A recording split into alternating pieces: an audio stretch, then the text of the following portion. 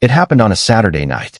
While most of the football world was sleeping, while the pre-draft week was supposedly winding down into its final quiet stretch before Pittsburgh erupted on Thursday, while Cleveland Browns fans were cautiously dreaming about what their 2 first-round picks might bring, the Cincinnati Bengals detonated a bomb that shook the entire AFC North to its foundation.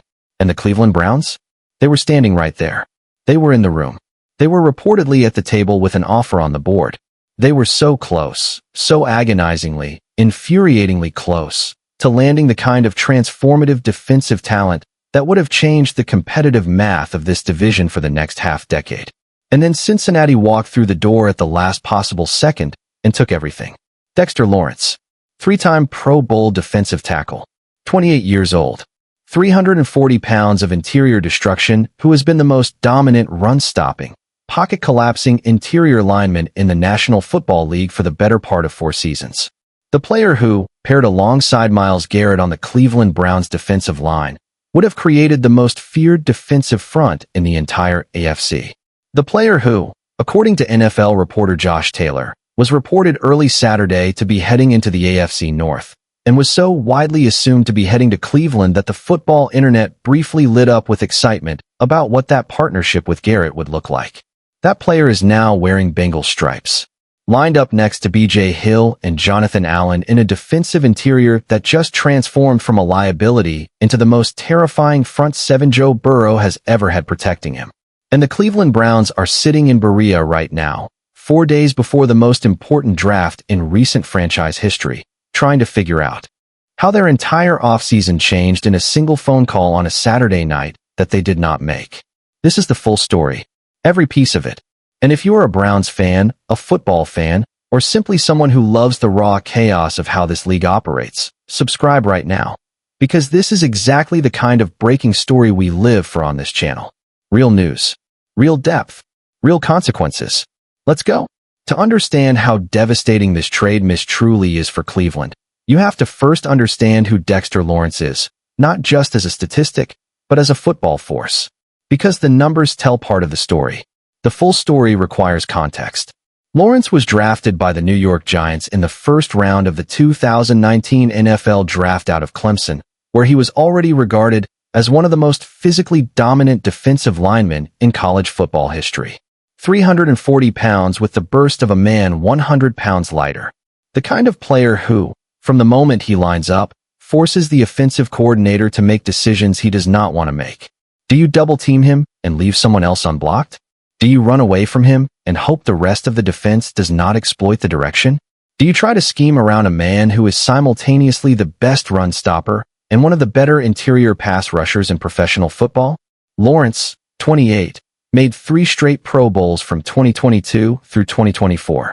He has spent all 7 of his NFL seasons with the Giants, becoming the most consistent and celebrated player on their defensive roster throughout one of the most turbulent rebuilding periods in the franchise's recent history. NFL Pro Bowls in 2022, 2023, and 2024. 3 straight years of being recognized by his peers and the league's evaluation apparatus as one of the best players at his position. In a Giants organization that has been, to put it generously, a disaster for most of that period, where coaching staffs have turned over, where quarterback situations have been in constant crisis, where the team has consistently underperformed relative to its market size and expectations. Dexter Lawrence has been the one immovable constant. The one player you could point to every week and say, he will be dominant. He will be disruptive. Whatever else goes wrong, he will do his job. His new teammate in Cincinnati, defensive end B.J. Hill, ranks 3rd in double teams forced over the relevant statistical window, with 980 career double teams. Lawrence ranks 1st in that same category. The combination of Lawrence and Hill forces opposing offenses into an impossible choice. Both players will demand maximum resources, and the blockers will simply not have enough bodies to account for both of them simultaneously. NFL.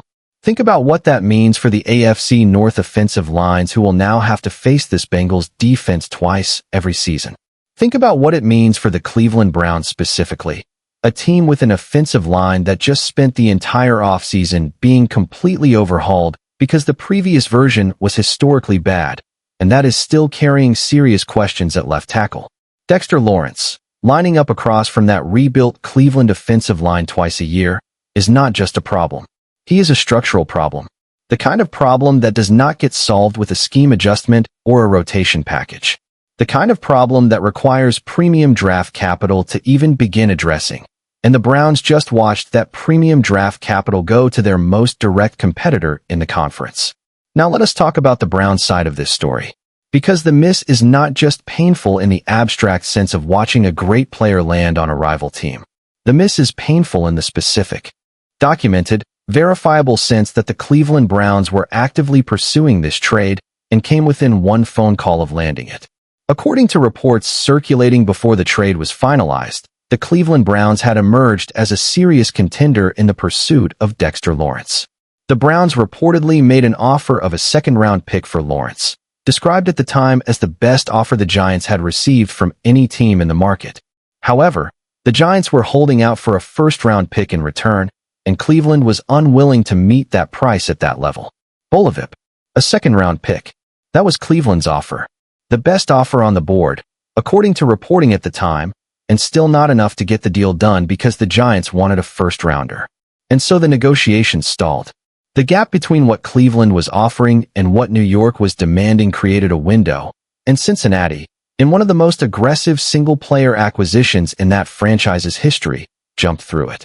NFL reporter Josh Taylor reported early Saturday that it appeared Lawrence was being dealt into the AFC North, and the team most widely assumed to be the destination was the Cleveland Browns.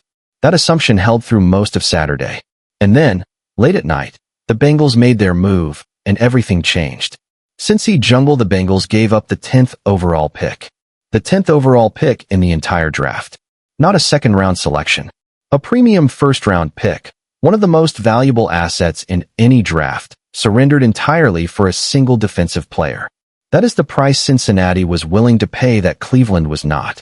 And therein lies the crux of the entire story. The Browns drew a line at a second-round pick. The Bengals obliterated that line and went all the way to a first-round selection in the top 10. Was Cleveland right to draw that line? That is a legitimate debate. Giving up a first-round pick for a defensive tackle, even an elite one, is not universally considered sound roster construction in modern NFL thinking. Running backs and interior defensive linemen are historically the two positions most consistently undervalued in the draft economy, and paying premium first-round capital for either position carries real risk regardless of the individual player's quality. The Browns, who have spent their entire recent rebuild accumulating draft capital precisely because they lacked it during the Watson era, had real organizational reasons for not wanting to surrender a first-rounder for any single player in a non-quarterback package. But here is the counter-argument that every Browns fan is wrestling with right now in the hours after this trade landed. The counter-argument is not about abstract draft philosophy. It is about what just happened on the field of competitive reality. Dexter Lawrence is now a Cincinnati Bengal. He is now Joe Burrow's teammate. He is now in the same division as the Cleveland Browns. He will line up against Cleveland's offensive line, the one that just spent the entire offseason being rebuilt, twice every single season for as long as he remains in Cincinnati. And the question is not whether it was theoretically correct draft strategy to pass on paying a first-round pick for him. The question is what that decision costs Cleveland over the next 3 to 5 years of AFC North competition. The Bengals' move did not happen in a vacuum. It was the culmination of an offseason that has seen Cincinnati go from a team that missed the playoffs in 2025 to a team that, by every reasonable competitive assessment, is now one of the most dangerous rosters in the conference. The Bengals' offseason haul before the Lawrence trade already included edge rusher Boy Mafe, safety Brian Cook, and defensive tackle Jonathan Allen. 3 significant additions to a defense that was genuinely bad last season. The primary reason Cincinnati failed to capitalize on Joe Burrow's continued excellence at quarterback. Cincy Jungle Boy Mafe at edge, Brian Cook at safety, Jonathan Allen at interior, and now Dexter Lawrence. 4 premium defensive additions in a single offseason for a team that already had one of the best quarterbacks in the league and an offensive weapons room that featured Jamar Chase, T. Higgins, and a young running game with genuine explosive potential. As one Bengals analyst put it, This move pushed Cincinnati from a team that looked like an early exit playoff team to one capable of claiming the franchise's first Lombardi trophy. The combination of aggressive defensive investment around Joe Burrow's proven offensive brilliance creates a roster profile that has won Super Bowls in recent memory, and that now poses the most serious direct threat to Cleveland's competitive window that the Browns have faced since beginning their current rebuild. Cincy Jungle. Joe Burrow with a defense. That is the sentence that haunts every AFC North rival right now. Because the 2021 Bengals, the team that came within one game of a Super Bowl title, proved what Joe Burrow is capable of when the roster around him is fully constructed. That team was built around offensive brilliance and decent defensive competence. This 2026 team is being built around that same offensive brilliance and now genuine defensive excellence. The gap between decent defensive competence and genuine defensive excellence is exactly the gap between losing in the conference championship and winning it. And the Cleveland Browns, the team that was 4 days away from having Dexter Lawrence next to Myles Garrett on the same defensive line, now have to face that version of the Bengals twice a year. The ripple effects of this trade on Cleveland's draft strategy are immediate, concrete, and deeply uncomfortable. Because the Browns were already operating in a complex pre-draft environment with multiple scenarios in play and multiple positions of need demanding attention at pick 6 and pick 24. The Lawrence trade to Cincinnati did not simplify any of those scenarios. It complicated every single one of them. The Bengals-Lawrence trade could significantly alter the Browns' 2026 draft strategy, especially if GM Andrew Berry has been planning to shop the number 6 overall pick. The Giants now control the board with their first selection at number 5, the potential turning point for what falls to Cleveland at 6. Dog Pound Daily. Here is the specific mechanism by which the Lawrence trade reshapes Cleveland's Thursday night. The Giants, who received the number 10 overall pick as part of this deal, now hold picks at number 5 and number 10 in the first round. 2 top 10 selections for a team that has Jackson Dart at quarterback and Malik Nabers at wide receiver, and a suddenly wide-open need at defensive tackle after Lawrence's departure. The Giants at 5, with the security of the 10 pick behind them, are far more likely to take a wide receiver than they would have been without that safety net. If the Giants select Carnell Tate at number 5, the Browns would likely be choosing between Jordan Tyson, Mekhi Lemon, and the top offensive tackle prospects like Spencer Fano, Francis Mauigoa, and Monroe Freeling at number 6. Dog Pound Daily. The Giants taking Tate at 5 is now one of the most plausible scenarios for what happens before Cleveland is on the clock. And if Tate is gone, if the receiver the Browns' entire offseason narrative has been built around disappears one pick before Andrew Berry submits his card, Cleveland is suddenly facing a completely different decision. The board they prepared for, the scenarios they war-gamed, the contingencies they built, all of it recalibrates in real time. Multiple analysts noted in the hours following the Lawrence trade that what is more likely to help whoever starts under center for Cleveland is a strong offensive line, an obvious need that has to be addressed, particularly after Dexter Lawrence landing in the AFC North means Cleveland's own interior line will now face one of the most dominant defensive tackle tandems in the conference twice every year. Yahoo! That is the argument that just got dramatically stronger in the wake of this trade. The case for prioritizing offensive line at pick 6, taking a tackle, protecting the quarterback, ensuring the rebuilt line can actually function, just became more urgent because of what Cincinnati did. Because Dexter Lawrence lining up against your offensive line twice a year is not an abstract threat. It is a scheduled, calendar-marked, unavoidable consequence of failing to close a deal on Saturday night. There is also the broader competitive picture to confront. The one that extends beyond this single draft and this single player and looks at what the AFC North is becoming and what that means for Cleveland's competitive window. The Baltimore Ravens remain the gold standard of the division, a team built around Lamar Jackson that has made the playoffs in consecutive seasons and that added talent aggressively this offseason. The Pittsburgh Steelers, under their new coaching staff, remain a consistent threat with one of the best defensive traditions in professional football. And now the Cincinnati Bengals, a team that was genuinely bad defensively last year, that missed the playoffs, that seemed to be fading from the tier of genuine Super Bowl contenders, just made the most aggressive single. One analyst's assessment of the Lawrence trade was unambiguous about the implications for the broader AFC. This shows Mike Brown and the front office mean business when it comes to building a team that can win championships. Joe Burrow had been adamant about wanting to see the Bengals be aggressive this offseason, and this was exactly the kind of move the organization needed to make. Cincy Jungle. Joe Burrow got his wish. The most dangerous and accurate quarterback in the AFC North. The man who has a completion percentage and deep ball accuracy that puts him in the conversation for the best quarterback in football when healthy, now has the defensive support that was the one missing piece between his team being a playoff participant and a genuine Super Bowl threat. And the Cleveland Browns, the team that was reportedly on the verge of getting the player that could have changed that equation, are watching it happen from the outside. The history of this franchise and this division makes this moment sting with particular sharpness. Because the pattern that has defined Cleveland's relationship with the AFC North for the past decade is one of always being slightly behind, always adding the pieces after the window has narrowed, always arriving at the competitive table one move too late. The Watson trade was supposed to end that pattern. It deepened it. The current rebuild was supposed to produce a team capable of competing with the division's best. That team is genuinely forming, with real defensive talent and real young offensive building blocks.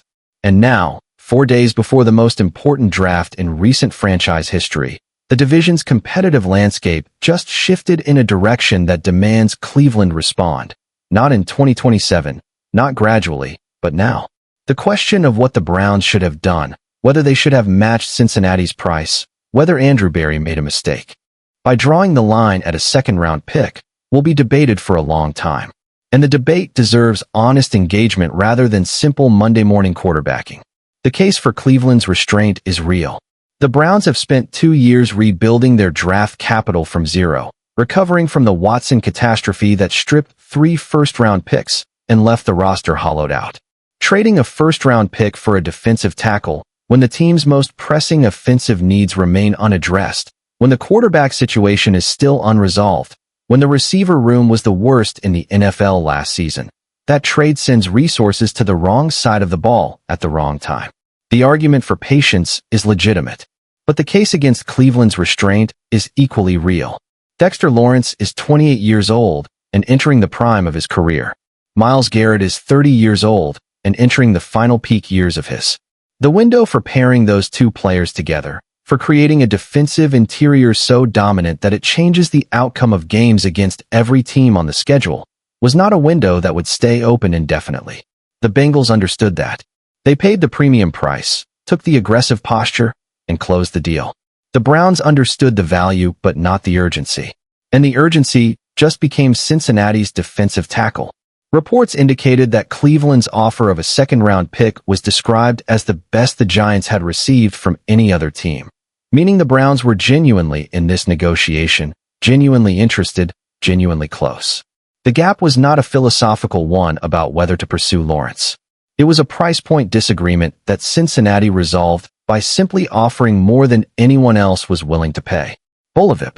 The gap between a second-round pick and a first-round pick in the top 10 is significant. It is, in conventional draft value terms, an enormous gap. But the price of watching Dexter Lawrence destroy your offensive line and help Joe Burrow win a Super Bowl in the AFC North for the next 5 years is a price that does not show up in any trade value chart. It shows up in wins and losses. It shows up in January, when the playoffs begin and the team that made the more aggressive move in the preceding April is the one still playing. There is one more dimension to this story that demands examination.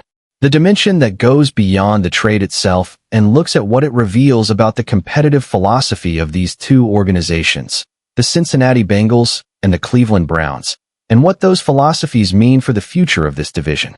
The Bengals, historically, have been one of the most conservative organizations in professional football. Under owner Mike Brown, a man whose resistance to spending money and taking aggressive personnel risks became legendary in football circles, Cincinnati consistently built good offensive cores around talented quarterbacks, and then watched those cores fall short of championships because the organization refused to make the decisive move that separated contenders from champions. The Carson Palmer era ended with trade drama and organizational dysfunction. The Andy Dalton era produced regular season success and postseason futility. The early Burrow era came tantalizingly close. a Super Bowl appearance in 2021, back-to-back conference championship games, and then fell away as the roster aged and the organization retreated to its comfortable conservative posture. Trading the 10th overall pick for Dexter Lawrence is the most aggressive single-player acquisition in Cincinnati Bengals franchise history. It is unprecedented for this organization. It represents a fundamental shift in how the Bengals are operating, a willingness to sacrifice future draft capital for present competitive excellence that runs directly counter to everything that has defined the franchise's approach for most of its existence. Cincy jungle Joe Burrow changed that. Burrow's presence, his excellence, his competitive intensity, his public advocacy for the team to build around him while his championship window is open, forced the Bengals to become a different kind of organization. He demanded the move. He made clear that the old conservative Bengals approach was incompatible with the opportunity his talent represented. And on Saturday night, the Bengals responded to that demand in the most dramatic way possible. The Cleveland Browns, by contrast, are an organization still in the process of defining what kind of risk-taking they are willing to embrace. Andrew Berry has been excellent at accumulating draft capital, excellent at identifying undervalued prospects, excellent at building depth through the draft. But the Lawrence negotiation revealed a specific limit, a price point beyond which the Browns were unwilling to go for a non-quarterback position player, even one as genuinely impactful as Lawrence. Whether that limit reflects sound organizational philosophy or the kind of caution that keeps teams perpetually competitive but never champions is the central question of Berry's tenure in Cleveland. For days remain until the draft. The Browns are on the clock at number 6, then number 24. They still have 2 first-round picks and 9 total selections, and a genuine opportunity to improve a roster that has more legitimate building blocks than any recent Cleveland team. The Lawrence miss is real and painful. The consequences for the competitive landscape of the AFC North are real and significant. None of that erases what Cleveland has built or what this. For days remain until the draft. The Browns are on the clock at number 6, then number 24. They still have 2 first-round picks and 9 total selections, and a genuine opportunity to improve a roster that has more legitimate building blocks than any recent Cleveland team. The Lawrence miss is real and painful. The consequences for the competitive landscape of the AFC North are real and significant. None of that erases what Cleveland has built or what this draft can still accomplish. But the context has changed.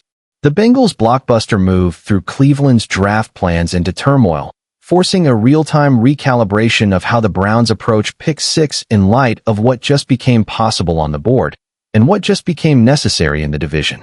Dog Pound Daily, the board that Berry spent 13 months preparing for, is not the board that will exist when Cleveland is on the clock Thursday night. A player who might have been a Brown is wearing stripes. A defensive tandem that would have made Cleveland's defense historically elite will instead terrorize Cleveland's offense for years. And a rival, the one with the franchise quarterback and the championship pedigree and the suddenly aggressive front office, just sent the clearest possible message to every team in the AFC North. We are coming. We paid the price. And the window you thought was closing on Cincinnati just reopened, wider and more dangerous than it has been in years. The Browns were left in the dust on a Saturday night.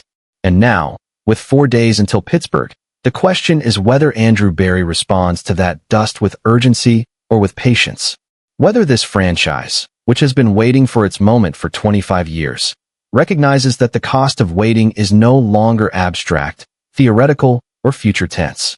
It is walking through the door of Paul Brown Stadium twice a year, wearing number 97, lined up. The miss was real. The nightmare is real. And the draft starts Thursday. Disclaimer. This content is based on breaking reports from NFL Network's Ian Rappaport and Mike Garafolo, Dog Pound Daily, Cincy Jungle, Yahoo Sports, Bolivip US, and other credible NFL media sources. All quotes and trade details reflect reporting published on April 19, 2026. Competitive analysis and editorial commentary represent the views of this channel only. This video is for entertainment and discussion purposes. The 2026 NFL Draft begins April 23rd in Pittsburgh.